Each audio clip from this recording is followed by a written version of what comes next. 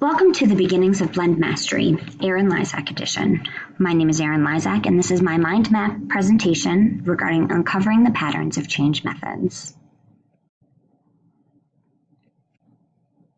Why is change necessary? To change is to make something different. My purpose for studying change is to be able to implement change within the hospitality industry in general, but most specifically within the organization that I am employed. I have come to find that change can often be ill-received in the workplace, which is really unfortunate, particularly bearing in mind that it's so important for businesses to change. Without change, businesses likely lose their competitive edge and fail to meet the growing needs of their customers. In today's society, technology is changing. Methods of communication is changing. The way in which businesses performed is changing. So in order for an organization to stay relevant, an organization must be willing to change, must be willing to get on board with advances, with new ideas. The purpose of change is to bring about new challenges, to create new opportunities, and to improve upon current systems. What is whole system collaboration and change? Besides getting everyone on board to facilitate change together, the intent of whole systems methods is for people to feel connected to the process, to gain perspective into the system as a whole, and to obtain results collaboratively. Throughout the remainder of the presentation, I'd like to briefly address 8 different change methods and the relationships of those methods to each other. I'll then introduce the way I analyzed the similarities and dissimilarities within these methods. The various aspects of each of the methodologies represents tools that I'll add to my toolbox. These are facets of information I can recall and utilize as I continue my growth as a change agent. The first change method studied is appreciative inquiry. Appreciative inquiry can be characterized by the seeking out of the best in people and situations. It's the systematic discovery of what brings life to an organization. It's represented here by the 4D cycle of appreciative inquiry, which involves discovering the best of an organization, dreaming of what it can be, designing a plan to realize said dream, and delivering on the sustainability of said plan. The second method of change I analyzed is that of future search. Future search unites diverse parties who are in each other's environments. It allows for people to realize their connection to the whole. It emphasizes a focus on the past, ideal future solutions, and the shared common ground of those participating in the change. The third method of change I uncovered was that of open space. Open space is utilized when a decision needs to be made quickly. Its success is based on the passion of the participants and their willingness to take responsibilities for the efforts and the maintenance of the results. It's really reliant on participants taking responsibility for doing what it is that they love. Open space does emphasize the need to work together and the inability to complete tasks alone. The fourth change method is graphic facilitation. It's a visual representation of words and images to help groups work together and communicate effectively. It supports learning and the retention of that learned information. Graphic facilitation is good for innovation and the generation of ideas, as well as increased participation and engagement among those participating in the change. It encourages group-level big picture thinking. The fifth method of change I studied was that of charrettes. Charrettes is a multidisciplinary collaborative work method. It includes 3 different phases, that of preparation, that of the transformative event or the charrette itself, and the implementation. The process is completed by a public meeting during which revised plans are up for public review and input. In the charrettes method, everyone involved has a say. Everyone involved has the opportunity to play a role in the change. The sixth method of change I studied is that of employee engagement. This method I chose specifically because throughout my time in the hospitality industry, I have found there is a severe lack of employee engagement. Now, whether this be because it's a very transient kind of an industry and people just don't feel the need to be engaged, or an active disengagement on behalf of management within hospitality. I believe employee engagement is something that needs to be addressed in my specific property and in regards to the industry as a whole. Employee engagement is when change is placed in the hands of the employees. It establishes a correlation between engagement and productivity. It's an employee-driven organization change, so it's often very action-oriented. And the method supports management in order to support those employees. The seventh method of change I studied is the practice of empowerment. The practice of empowerment has a four-step empowerment methodology, that of self-awareness, vision crafting, transformation, and the growing edge. The practice of empowerment enables employees. The end results are the adoption of new employee behaviors and the development of employee talent. It requires participation of management and of individuals. Finally, the eighth method of change I undertook was that of online environments. I find online environments to be particularly interesting because it allows for a bridging of time and distance. It brings together stakeholders across the globe. Communication can be ongoing, regardless of time zone. It encourages the building of relationships, provides fast access to information, and is transparent in nature.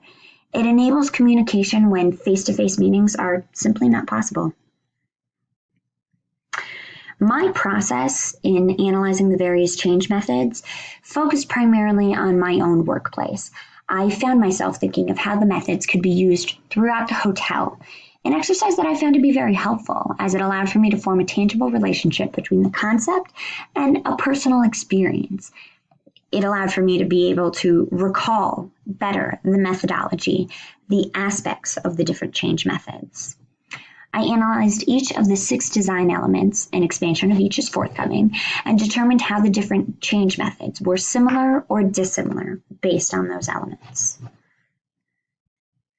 Here is my affinity diagram.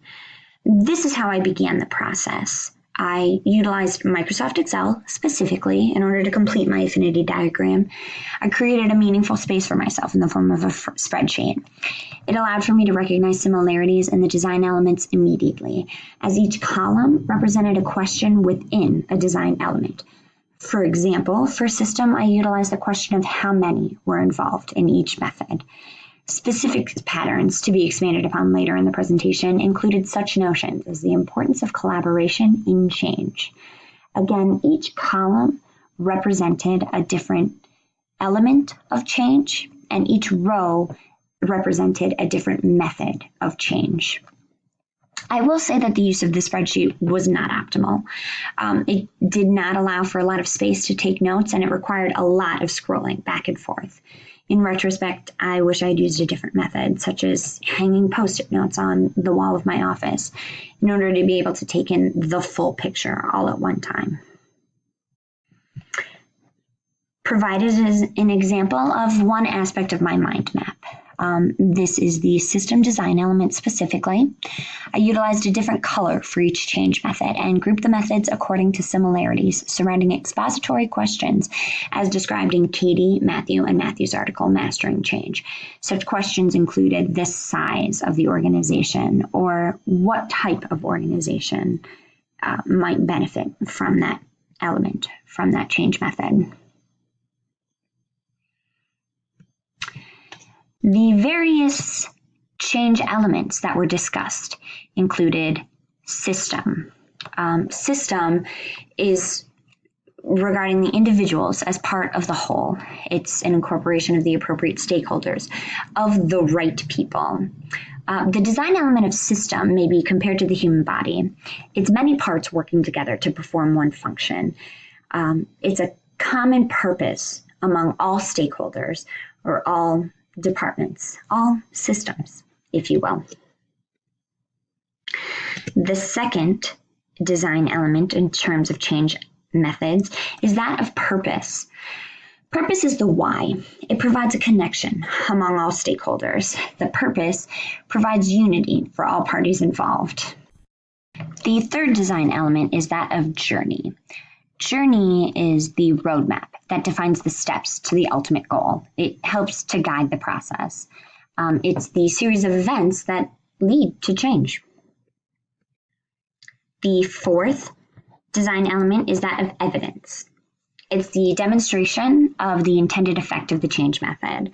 It's proof of what is reliable and effective. In my research, I found that evidence was the most lacking of the design elements. While the text provided a lot of anecdotal evidence, there was not always provision of clear research and theory. Next is the design element of values. Values are the pieces of the puzzle and how those pieces fit together. It's the guiding force between comprehension of the full picture. It's the building of trust through collaboration. Finally, we have the design element of model. Model is the gathering of information regarding how or why a system works and the packaging of said information for mass consumption. Like applesauce, a good model is easily digestible. Through of study, I found that various patterns emerged among the change methods. Some of these include the notion that preparation is key, that a firm commitment from all parties involved in the change is needed, and that it's essential to experience the entire system to understand change throughout the entire organization as a whole. In terms of affinity diagram, mind mapping, and OD, I found that mind mapping is a way to brainstorm immediately without concerning oneself with a structure. It's a visual representation of ideas, a building of a framework around those central ideas, and it allows for the finding of commonalities and differences in concepts. Affinity diagramming is the organization of many ideas into natural relationships and similarities. It can be utilized when presented with a lot of information, as I was here with 8 various change methods. It's beneficial when ideas seem too complete to digest. In terms of uses for organization development, both affinity diagramming and mind mapping are useful in terms of uncovering patterns and digesting a lot of information at one time. Blend mastery is an art form. Throughout the course of this assignment, I've built my base knowledge through the dissection and analysis of 8 different change methods through the use of 6 design elements presented: system, purpose, journey, evidence, values, and models. It is only through the use of my newly acquired skills that I continue to learn the appropriate time and place for each aspect of methodology, working to blend each facet into a methodology all my own. As I continue my learning and understanding of myself as a change agent, I will continue to integrate the various methods in order to meet the needs of the moment. Thank you.